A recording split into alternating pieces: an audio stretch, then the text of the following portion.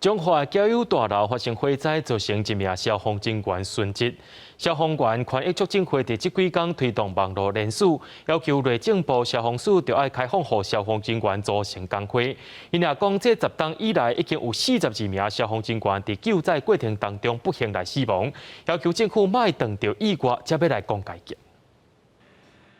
彰化市交友大楼大火，4人死亡当中，包括一位拍火的消防员。最近受难者家属除了成立自救会，嘛诉求消防员应当爱成立工会，消防人员的工作权益又搁铺上台面。如果缺乏工会赋予我们完整的劳动三权的状况底下，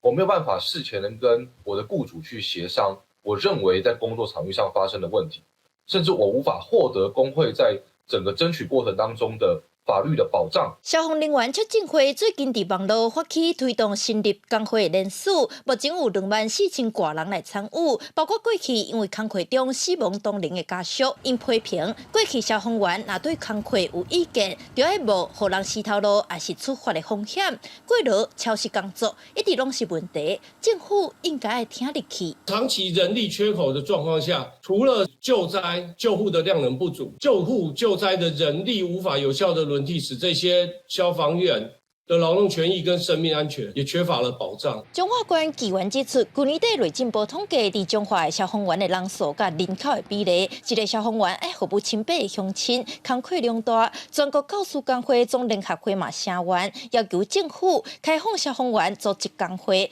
有会立委嘛表示，会伫立法院 后一个会期来提案修工会法，内政部消防署是回应，目前工会法公务人员也无法完，会搁配合主管机关修正法规。记者陈阿文调随采访报道。